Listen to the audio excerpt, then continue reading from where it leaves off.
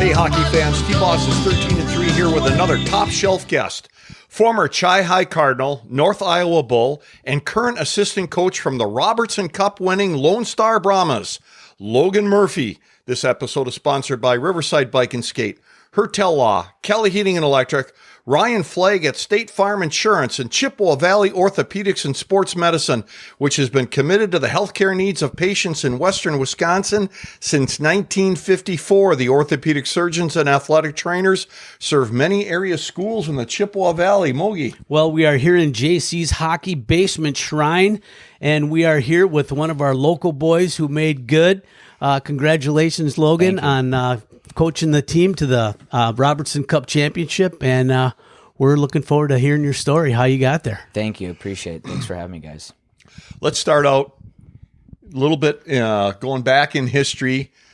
You were born into a hockey family. Your dad played, he coached. Yep. What age did he have you lacing him up? He had me out there about 3 years old, 4 years old. I was out there in the learn to skate stuff, and helped me, fall in love with the game. And yeah, it was very early on.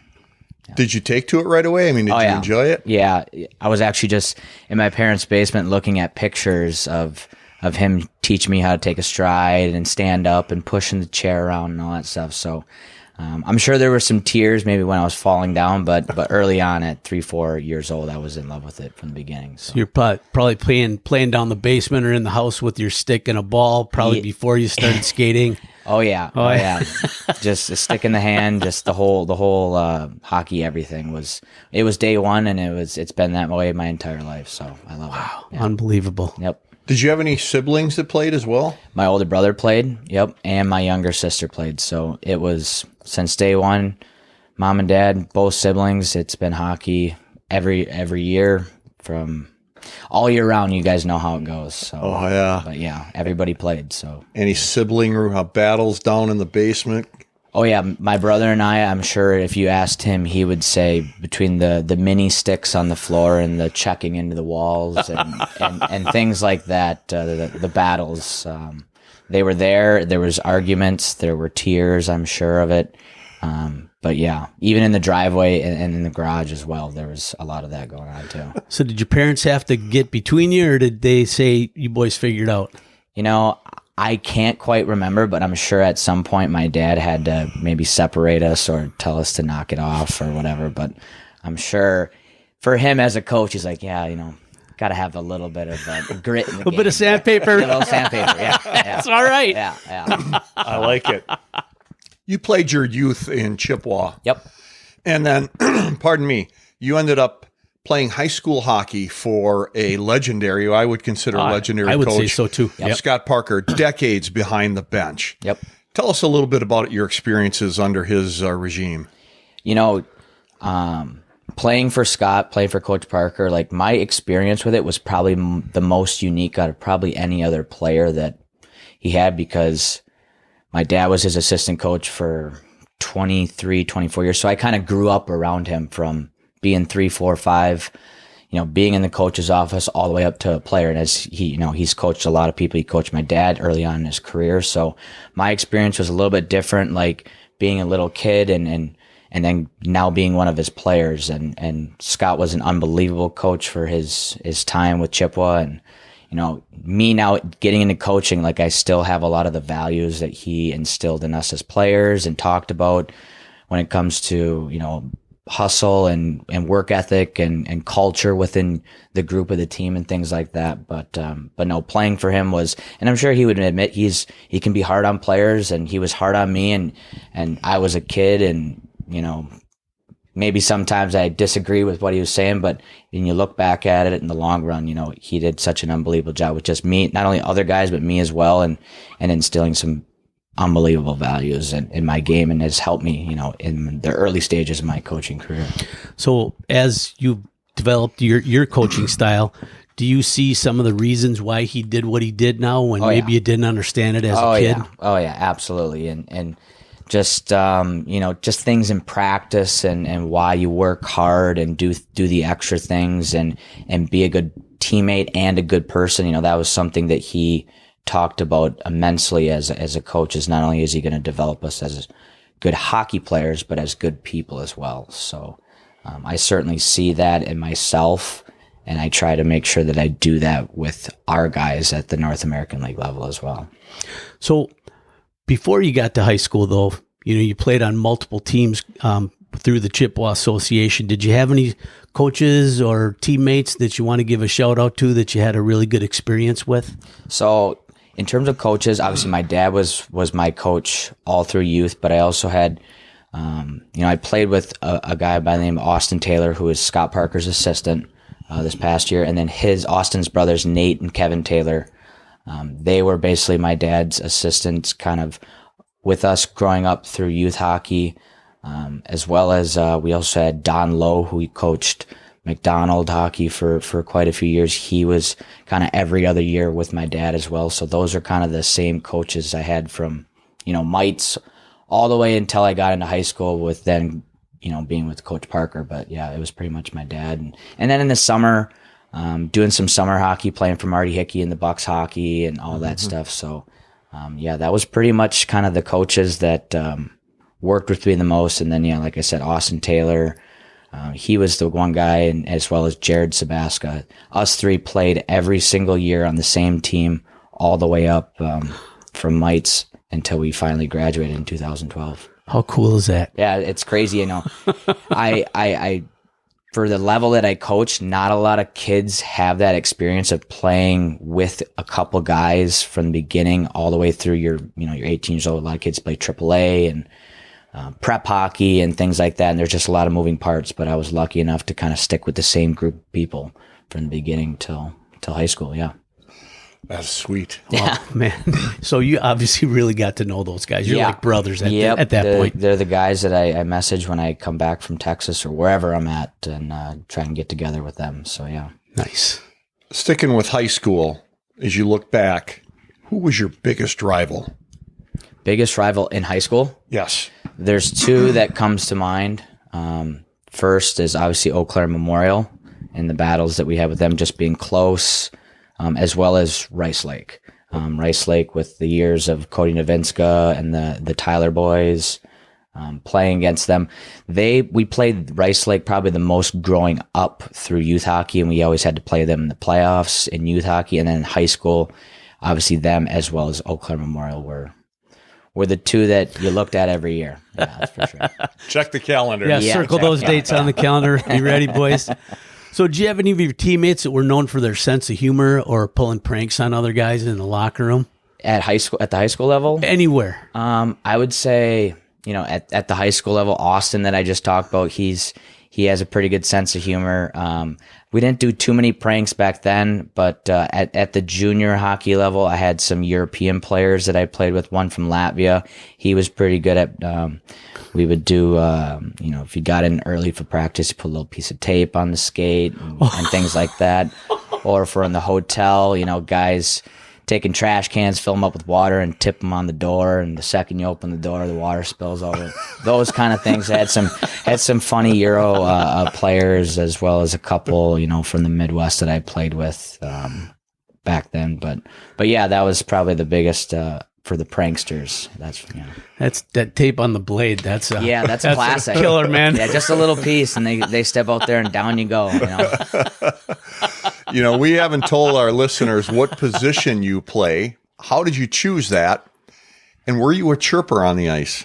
Okay. Well, growing up from the mite age level to I played D early on. I started off as a D, and then in squirts all the way through, my dad moved me to forward. I was one of the smaller guys.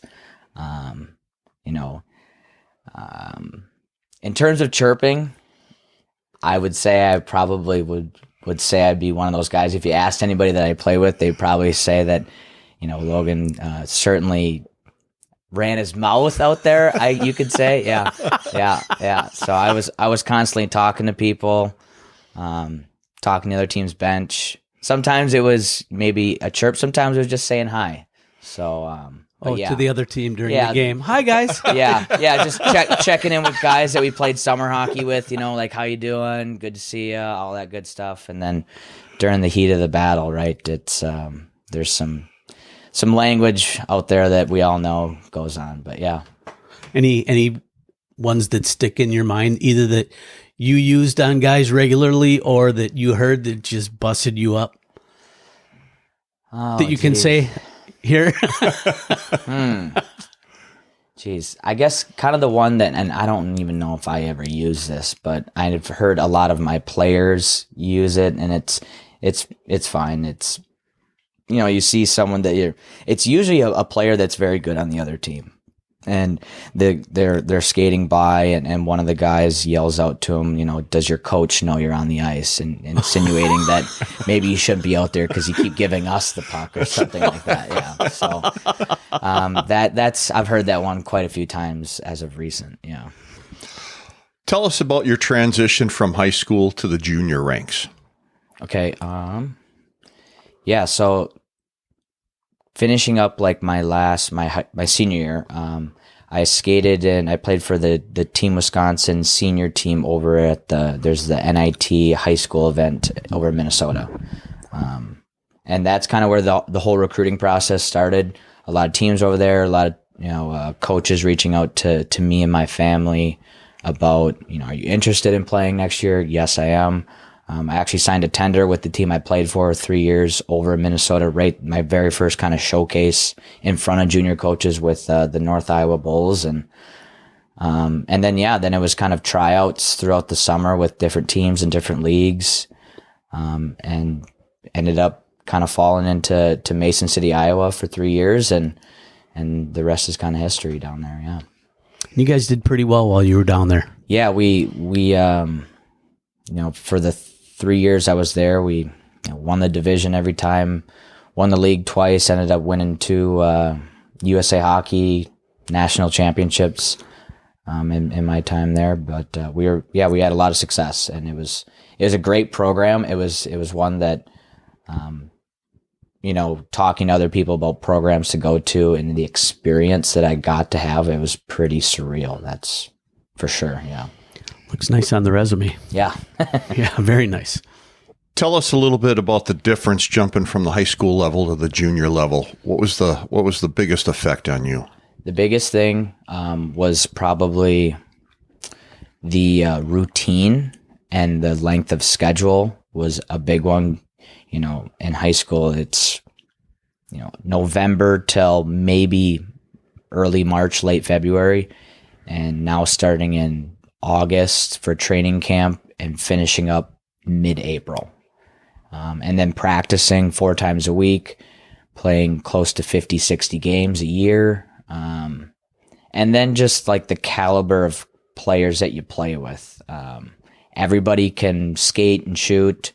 Everybody's physical.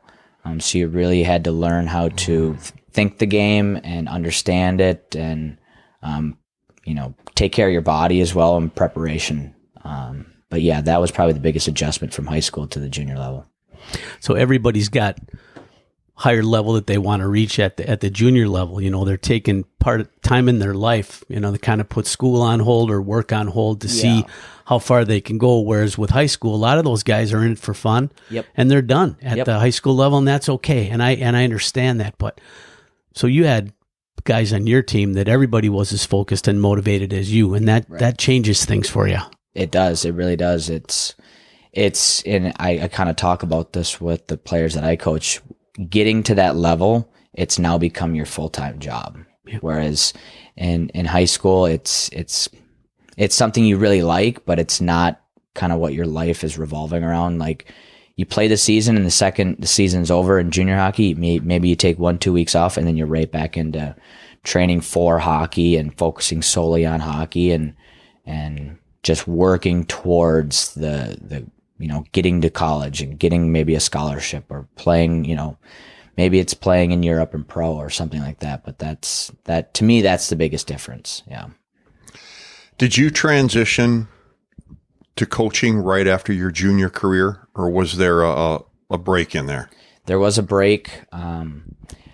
During my junior career, as an individual, it didn't go, as I had planned. I had a lot of injuries. I had 2 shoulder surgeries, one in my beginning of my first year, one in my last year. So it kind of altered my path to going to school and going to college and playing. I was a Division III player. I would say probably just an average Division III player. But after my last year of junior hockey, I didn't know what I wanted to do. I had some schools to go to. I didn't want to go to those schools and took a year off and just kind of worked and went to school here in Eau Claire. And then after a year off, I decided that maybe I would like to try it again, and came back, got in really good shape, and tried to go back and play for the Blue Golds here in town. And it was just too far removed. I kind of probably wasn't ready at the time, but I kind of gave it my best effort. And after I, was done playing, I hopped in right with Scott Parker and started helping out his program right away, and then stuck with high school for a few more years. Did you always see coaching in your future? Yeah. It's something, and that was an easy one for me. Like being raised in a coach's office, basically with a dad that's done it for so long. I knew it was something I wanted to do. Getting into it, like I was maybe a little hesitant, and then once the first couple days doing it, I'm like, this is what I should do and what I want to do, and it's been great ever since. But I knew right away, like once I'm done playing, this is what I need to do. So yeah. Awesome. Mogi had mentioned a little bit earlier about when you were a player, you were questioning, sometimes what Coach Parker was telling you as a youth, you do that. Now you're on the bench with him. Yeah. Okay. So is he drawing up the plans, or are you becoming the leader on the ice for certain things too, telling the players what they need to do? It was my first year doing it, at coaching at that level at high school with Scott, and obviously he's doing all the stuff, and I'm just kind of eyes and ears and giving little insight things to players, reminding them of like, okay, here's what we're trying to accomplish and what we're trying to do, and just kind of being positive for them and just keeping their confidence up and helping them if they had any questions and stuff like that. So I was pretty early on, early into my coaching stuff. So I was learning a lot as a coach too. So I wouldn't say I was drawing up many plays back then in my first year, but yeah, just trying to help any way I could that first year. All right, let's give a couple of shout outs to our sponsors. State Farm Insurance, for all your family's insurance needs. See Ryan Flagg at State Farm Insurance in Eau Claire, Wisconsin. Ryan's been a proud backer of the hockey community for decades, and he continues to play the game himself. And Kelly Heating and Electric are dedicated to serving their customers' heating and electrical needs efficiently. They have been named one of Bryant's Medal of Excellence winners. They provide expert advice from a friendly staff that can provide you with the knowledge you need to make the best decisions on your next electrical, heating, or air conditioning project. Well, obviously, you must have been doing a good job behind the bench under Coach Parker.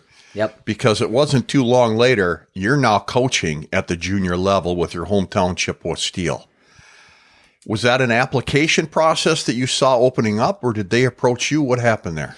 It wasn't like a full-on application process, but I knew the head coach at the time, Carter Foguth. I'd met him just mutually, and yeah, I just was kind of looking to get into that level, and asked him like, "Hey, do you need any help? Is there more room on the staff?" And he had called me back and said, "Yeah, we're looking to kind of add another guy, and would love to have you join us. It would help too, because you're from here and you know a lot of people around here." So yeah, it wasn't too long, and a few weeks later, we're getting ready for camp and everything in the midst of COVID and all that stuff. It was my first year coaching junior hockey. Was right at the in the heat of COVID, and yeah, it was pretty cool being able to go from high school to the junior team right in my hometown. So yeah. Very cool. Yeah. So you were there for 2 years and then you left. What precipitated that move? Coaching change, something like that? Yeah, there was a coaching change involved with the Steel. I'd been with Carter Foguth the first year, as well as Mike Janda, and my second year with Casey Mignon. And to be honest, I had an opportunity to go back to where I played. And look out! That's JC's ability to tape things. But yeah, I had an ability to go back to coach where I played with the coach that coached me while I was playing junior hockey. Nice. It was a chance for me to kind of get out of town and maybe go see some new experiences and just kind of not be stuck in Chippewa. And I just kind of wanted to move and go and try something else somewhere else. And I had a little bit of a different role with the team I went to from leaving Chippewa. So it just kind of made sense and something I wanted to try. Yeah. I was going to ask you about that. What kind of roles did you have at your different stops? I mean, you hear assistant coach, but that could mean a lot of different things. Yeah. Going to the North Iowa Bulls in the NA, what would that be, 2 seasons ago? Going there, I had, it was just more for me able to work with the forwards. I ran the power play down there. A little bit more involved in the recruiting process of bringing in players, signing players to the following year. I was kind of in full control of running the video and the team breakdown video, as well as all the pre-scout material. So I kind of had the ability to take what I had in my head and kind of lay it out and throw it at our guys when I went to North Iowa. That's a lot. Yeah. Oh, that's a lot. It was a lot of material. Yeah. So how many hours a day, we're talking North Iowa now, how many hours a day are you at the rink? When I was there, I was into the office at 6 a.m., cutting video and getting things prepared. That was getting, whether it's the video breakdown of maybe our last game or we're working on our next opponent and pre-scout stuff and getting all that stuff, organized, clipped, written down, as well as planning practice, recruiting players. It was from 6 a.m. all the way until I probably would be done at probably 6 o'clock at night. Wow. So it was a long day, and but you like doing it and you have fun doing it. So it's not like when you love what you do, like it's not a bad thing or it's not a drag or anything. So it was great, and it really helped me kind of get that experience of, okay, if this is what you're going to do, here's how you do it, and you're going to have to work really hard at it too. So would you go on? Obviously, you'd go on the ice with the players. Yep. Were you throwing on the pads and doing a little check-in with them too? Huh? No, it was a lot of lean on the stick. It was a lot of the whistle and teaching and correcting and sometimes yelling and just making some changes within their games and getting us to work as hard as we possibly could. But yeah, it was long mornings, and then we practiced from 1 to 3 and then get off the ice and whether we went back to the office and watched video on other players, or sometimes, based on location in Mason City, we were close enough where, Tuesdays and Thursdays we would be driving up to watch high school games up in the Twin Cities area to recruit players for the following year. So there's a lot of miles put on too during in the winter, high school part of the season of when I was down in Mason City. Yeah. So you took Highway 35 up to the Twin Cities area. So you now are with Lone Star Brahmas outside the Fort Worth, Dallas area, which is right at the end of Highway 35. Yes. So you spent a lot of miles on that highway. Up and down quite a bit. From Iowa to Wisconsin, or at least up to the Twin Cities, I know it. I probably know every exit, but down to Texas, a little bit more difficult navigating 35. Yeah. All right. We're going to get into the Cup here in a second. Yes. But what happened that you left Iowa and now you're heading down to Texas? We had another coach. The head coach that I worked for he was let go, and it's part of the business. And that level of hockey, he was let go, and I didn't really want to stay there because I went there to work with him. And, I came back to Chippewa for a few months in the summer, and it was about, this time last year, I got a call from a random number in Fort Worth, Arlington, Texas, and figured I should probably answer this. And it happened to be Dan Wildfong, the head coach and GM of the Lone Star Brahmas. And, 2-3 weeks later, I was hired and getting ready to pack all my stuff and head to Texas. So that was kind of the process of Iowa now into Texas. That's pretty cool. They reached out to you, Logan. Yeah. That says a lot. Yeah. So, wow. Yeah, pat yourself on the back for that one. yeah. Well, all that hard work paid off. Well, that hard work and obviously the coaching gelled because you guys won the championship, the Robertson Cup. Yep. What was that last game feeling like when the seconds are ticking down? It was I had like anxiety, but I was excited. And there's just like, as a coach, you're trying to stay as calm as possible and keep the players still focused. But the last few seconds, it was such a sigh of relief because it is, again, like such a long year. It was since the middle of August and now we're in the middle of May. It was like, however many months that is, it's, all the hard work's paying off and you're seeing the clock tick down with, a 2-goal lead with 30 seconds left. And you can kind of tell yourself like, we're going to get this done here. And it was a pretty special moment. Yeah. Wow. Congratulations. Yeah. That's amazing. That is amazing. Yeah. So tell us about the coaching staff you are with right now down in Texas. It's myself and Dan Wildfong. We have a goalie coach as well. So it's kind of three of us, on that coaching staff down there. Dan's been doing it a long time. He's done it, in our league, in the North American League. I think it's 11 or 12 years. And then he did 8 years prior in the CHL, in the Central Hockey League, a former minor pro league. He coached in that league for quite a few years, as well as he played in that league as well. So, but in terms of him in our league, I think he has somewhere around 600-700 wins in our league. So very experienced, knows the game probably better than anybody I've ever worked for. Extremely smart, puts a lot of great values in the players, very intense and, puts a lot of demand on the guys and their effort. But I've learned so much about coaching as well as the game in the transition going down there and working with him. So it's been really great. So with the three coaches, and now you're in Texas, you don't have the luxury of just driving 80, 90 miles up to the Twin Cities to watch some quality hockey. How do you guys get tuned into, prospects that you think you want to see, and how do you go about checking them out?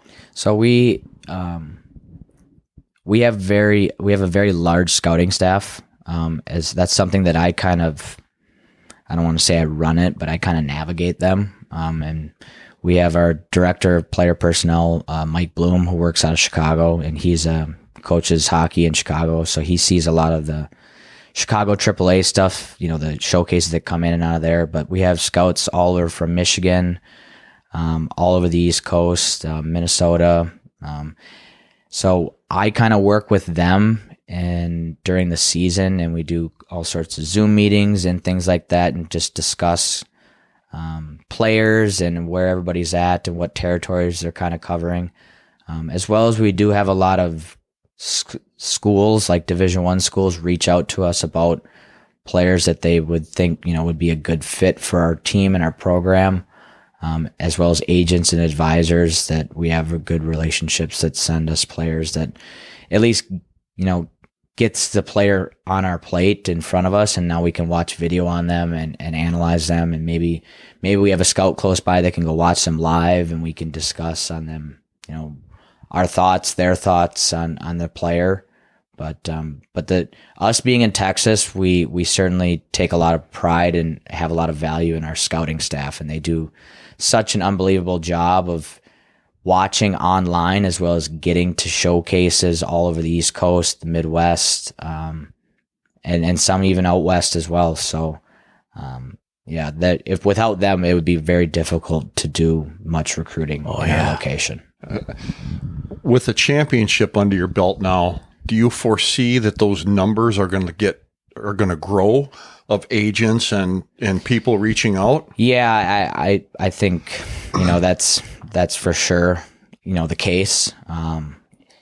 For me, for the kids that I've called and texted and emailed with, everybody has mentioned kind of last year's success, and everybody wants to go to a winning program, and a program that's, we've led our entire league in Division I commits, as well as, we had 12 or 13 last year. So, and the main goal for these kids at this level is to eventually move them on to school, to get them their scholarship and develop them as a player. So, yeah. Let's go back to the cup. Is it Stanley Cup where you're out there on the ice and you're raising that son of a gun over your head? Yep. Oh, yep. How heavy is it? It is incredibly heavy. It's wooden, so the inside is all like heavy wood, and then it's just little thin metal plates around the outside with the cup on top. And we had some players that, they're banged up with shoulder problems where they had to have a couple guys help them lift it up. Wow, that heavy. What they talk about the Stanley Cup is 33 pounds. 33 pounds. Or whatever, yeah. This has to be double, if not triple that. Like, it is wow. I think it's probably around 50, 60 pounds. Wow. It's heavy, and yeah, it was hard for me to get it up, but you kind of swing your momentum and lift it up and make sure you don't tip backwards and stuff like that. But yeah, it's big, it's heavy, but it's really cool looking. What kind of traditions do you have with that cup? I mean, do the kids get to have a day with the cup? Do you have a beer out of the cup? What types of things do you do? I don't think they do like a day with it, like the NHL does, but we gave it to the players, and they had it for probably a week after we finally got back down to Texas, and they were doing whatever they were doing with it. And, but then we had it at the rink. We had some events at the rink with the Billet families and all the fans. So it was there during that, and it actually is going to stay. We have a restaurant in our rink, so it's going to stay there all summer, and we eventually, hopefully, we get to bring it back to the Robertson Cup next year. But that's where it's at right now. I did not get a chance to drink anything out of it. It's so heavy, it's really hard to. Might need a few people to help me out. And I think it's got two to lift it and you to drink. It's a little bent on the top. We got a couple of dings on it, but yeah, maybe this summer I'll find some time to maybe have a little sip of something out of there. There you go. I like it. Let's talk about your roster real quick for a second. Are there any players on the team that stood out during the playoffs that you are good players, but all of a sudden their game just accelerated once the playoffs hit? Well, the first one that comes to mind is Ivan Zedvernyuk. He was by far our best player, arguably one of the best in the whole league, up for MVP. He's going to go to the University of Brown next year. He was pretty special talent all year long, and then in the playoffs, he had the ability to just take his game to a whole new level. And you knew when he was on the ice, something positive and good was going to happen for our team. And just the ability to skate, to make plays under pressure, and score. I think that's kind of a critical thing. Is like in the playoffs, do you have the poise to score under like pressure in a tight game, right? Like everybody can, elite players can score during the regular season, but now it's time to score during the playoffs. And he pulled through every chance, every time we needed him to. And probably, my 4 years of coaching, by far the most talented player I've ever got to work with and coach. So he was pretty good. It's got to be fun. It is, yeah. That's got to be fun. And then he moves on to the D1 level, which is awesome. That's a big goal for most of those kids. Absolutely, yeah. Wow, so cool. We're going to give a quick shout out to a couple more sponsors. Riverside Bike and Skate, Eau Claire's Hockey Headquarters, which is the oldest hockey store in the state of Wisconsin. Buy hockey gear from the people that play and know the game. And don't forget about their bicycle sales and service, as well as your paddle sports center for kayaks and canoes. And Hertel Law, the law firm you want on your side. Focusing on criminal defense and personal injury, Harry Hertel has been obtaining results for clients in the Chippewa Valley since 1981. When you need legal help if injured or accused of a crime, call 715-832-4330. Mogi. All right. So, Logan, we talked earlier about scouting, and you said you had a pretty elaborate scouting network with players and scouts around the country and probably internationally. Is there a particular area that you like to focus on, or is it pretty much, you're going to listen to every scout? And we are obviously going to listen to everybody because there's not an area that we wouldn't want a player from. But in past history, we've taken a lot of kids out of the Chicago area, a lot from East Coast prep and AAA, from New York to Boston, as well as kind of the hotbed that Michigan AAA is and Minnesota high school. So those are kind of our areas that we look at a lot. We have kids from Texas locally, kids from California. But if you just look at the numbers and in the past, that's kind of the areas that we've hit the most, as well as some kids in Europe as well. So yeah. I like to ask this question to coaches at upper levels, and that is, you hear about kids from small towns that say that they didn't get a shot because they were from a small town. They weren't in that big picture of a large city. You guys are scouting everywhere. Yep. If a player's good enough, are you going to hear about him? Yes.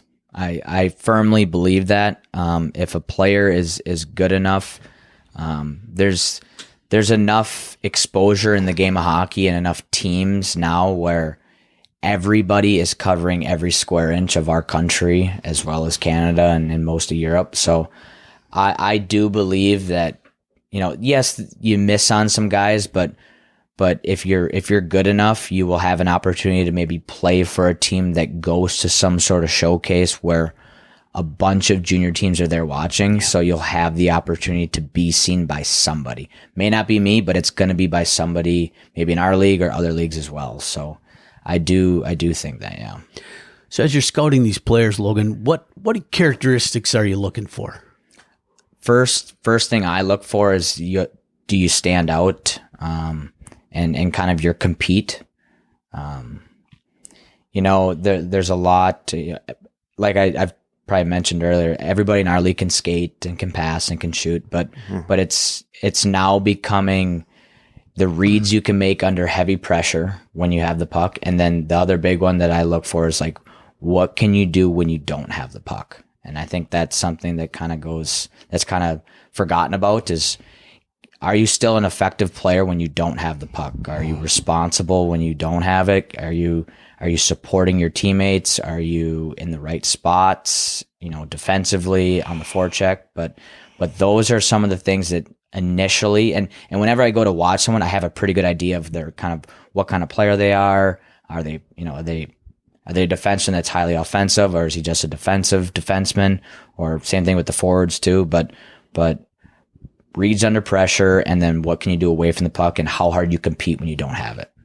Those are probably the kind of the main things that I think we look for with our guys. So when you're looking at those types of things, and you have a player that maybe is lacking in an area or two, yeah, are they pretty receptive to you when you talk to them about needing to improve that area of their game? I would say so. Most kids, when I do speak with them about their game, I usually ask them kind of what they think about their game, and they're very aware. Most kids are very aware of their strengths and weaknesses in their games. So, I would say so. Like, I've never really had a kid say that, oh no, I'm not blah, blah, blah, Sure. So, yeah. And that's something that they know they're at their age that they're continuing to develop and work at. So they're usually like, that sounds really good. Like, I know I need to get better at that. So, yeah. Well, if you want to be a player that's a team player and want to learn and move up the ranks, you're not going to tell a coach to stuff it, I would hope. Yep. If you're at that level, you're going to listen to your coach. Yep. And hopefully be mature enough to accept usually the case is they want to play for us, and whatever I say, they're like, yes, absolutely. Yep, so if that's going to keep me on the ice, I will do that. Right. Yep. Right. So. Good. In the NAHL, the rosters are ever changing. You're trading, players are moving up to the USHL, players are getting injured. What kept your chemistry together to win the Robertson Cup this year? From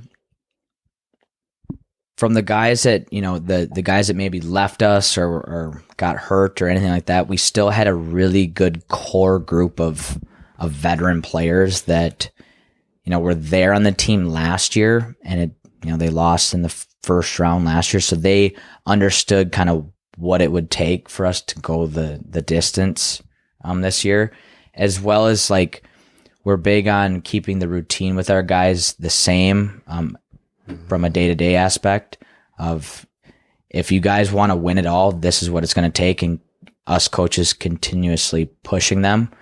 But yeah, like the quality of players that we had to,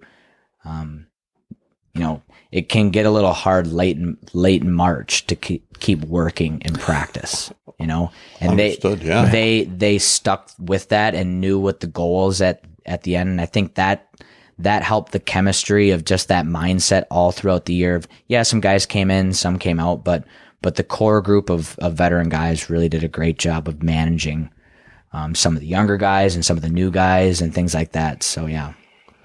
So looking at the upcoming season now, how many of your guys moved on, and are you happy with who you brought in, and what do you think about the upcoming season with your team? We had 4 players get drafted in the USHL.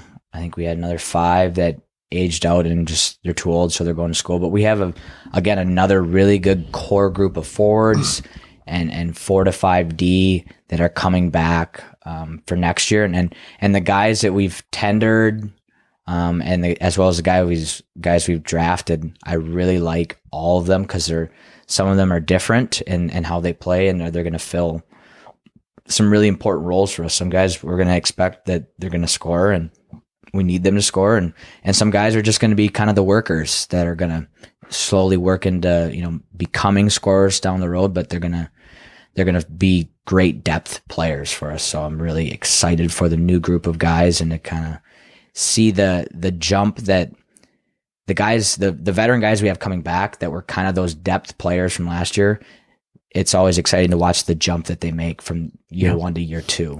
And now they understand the game and what it takes. And now that you could really see them start making more plays and doing the fun stuff of hockey, right? Of scoring goals and making plays and things like that. So it becomes more automatic for them. They don't have to think about it as much. And right. It really that's exactly it. Speeds up the game. It does. Yeah. They play a lot quicker because they're not thinking so much. They're just doing it because they know it.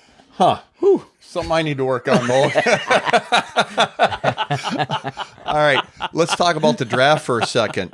Were you able to get some of the players that you had your eye on, and how do you feel overall the draft went for you guys? There's always going to be players that we wanted that we didn't get. In terms of the draft order, it's hard when we were the last team picking every round. So, but we did get some guys that we really liked. We got some guys out of Europe that we had been watching as well as talking with for quite some time, and we're really excited about, as well as some guys from North America too, in the U.S. and Canada that we know are going to be big time impact players for us. Veteran players too. They have a lot of junior hockey experience. Oh, nice. And that's something that I feel Dan and I, as well as our scouting staff, did a really good job of. Whenever you win, a lot of people think, oh, they're going to be super young next year and kind of raw, right? And I think next year we will be young, but I think we'll have just as much experience as this past season to hopefully get off to another good start and continue on to another run again. So, wow. Okay. Let's look at the playoffs right now. Going back to the playoffs, I should say.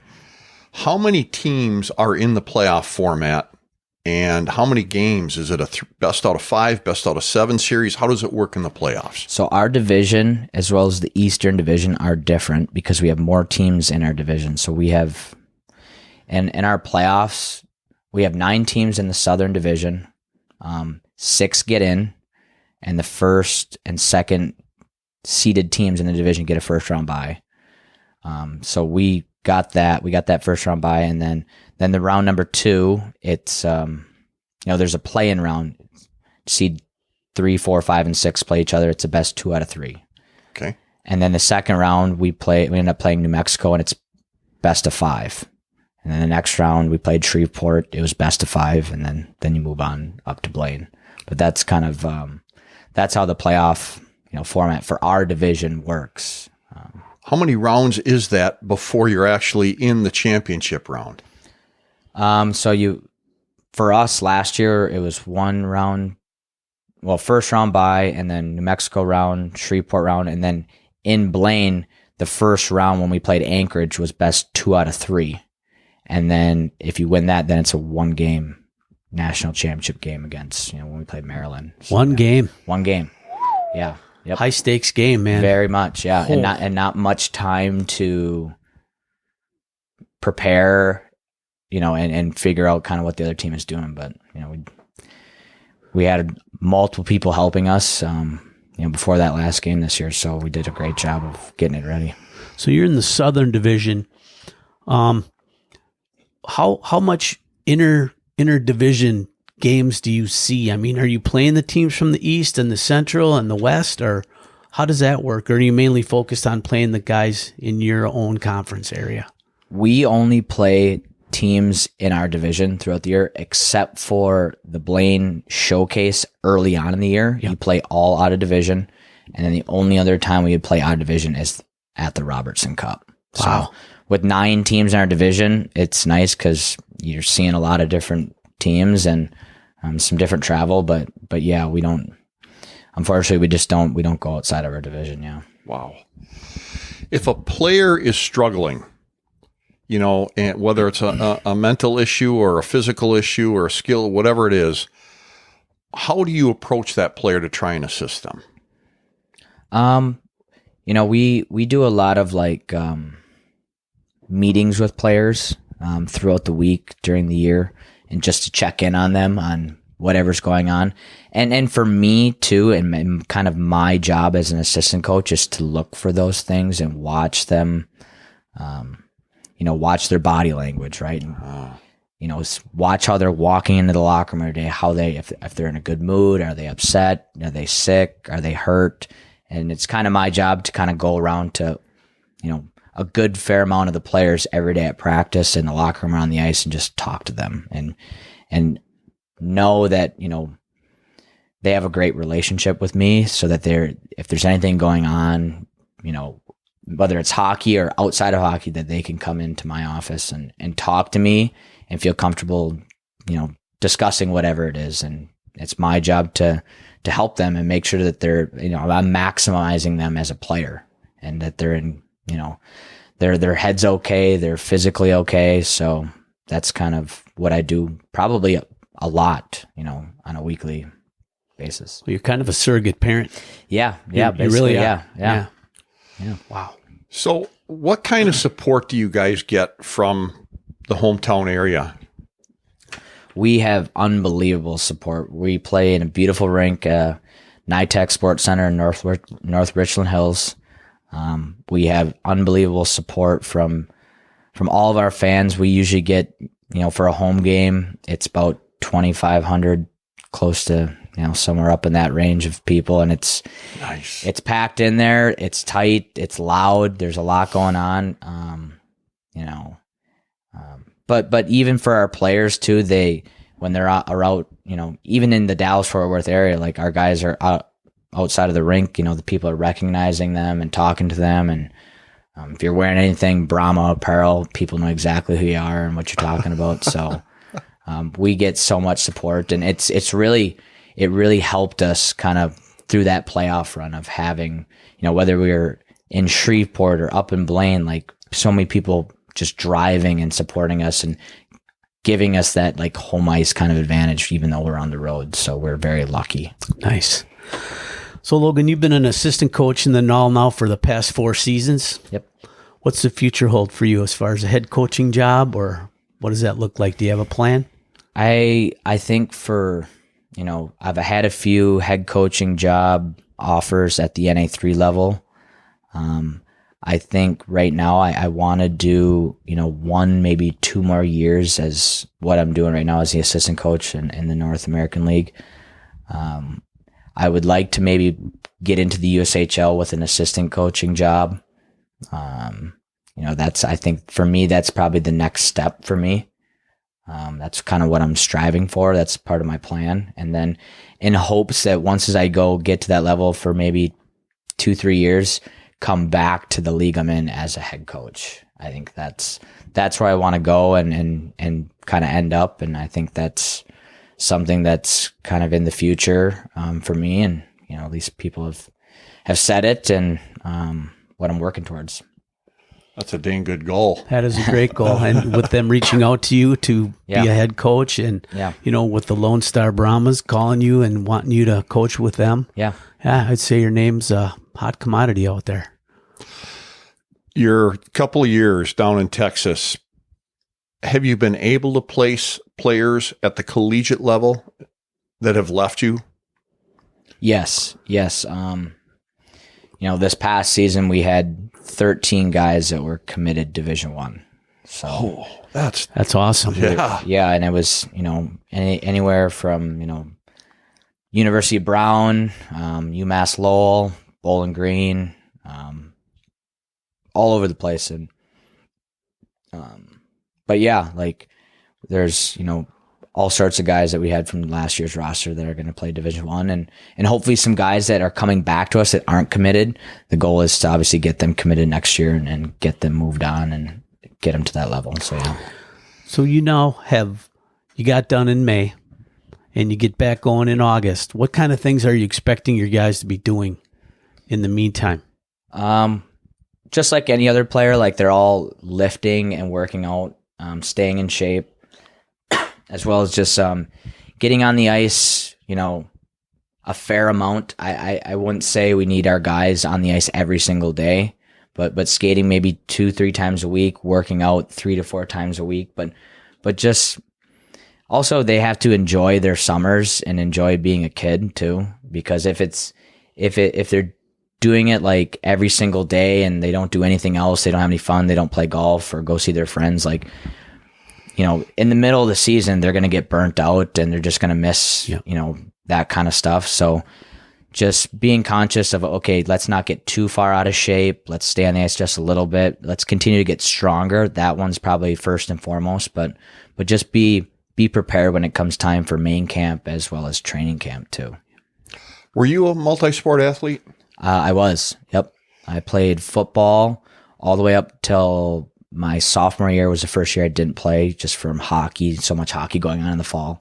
But then I was a golfer from 10 years old, playing in youth tournaments all the way through high school. So that was kind of my other thing that I did quite competitively. Yeah. A little hand-eye coordination there. Yeah.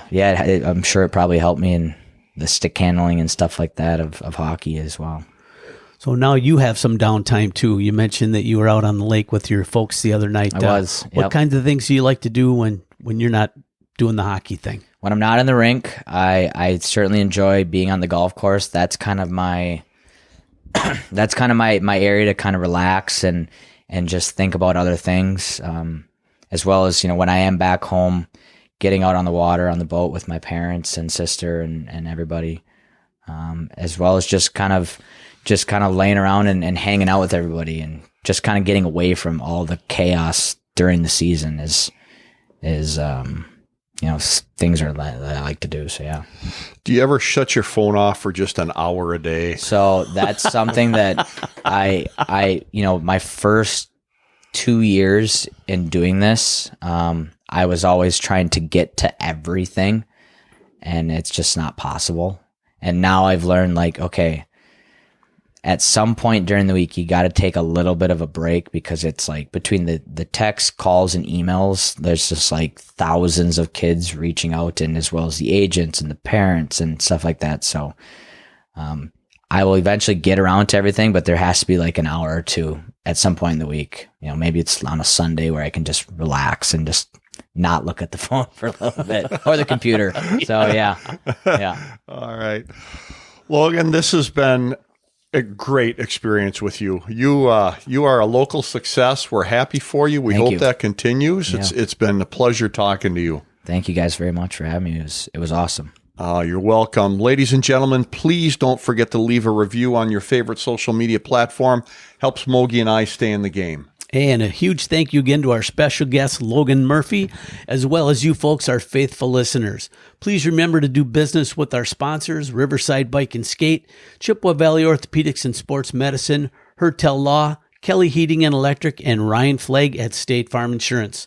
Please remember to follow us on your favorite social media platforms. And remember, until next time, folks, keep your head on a swivel and stay on your inside edges.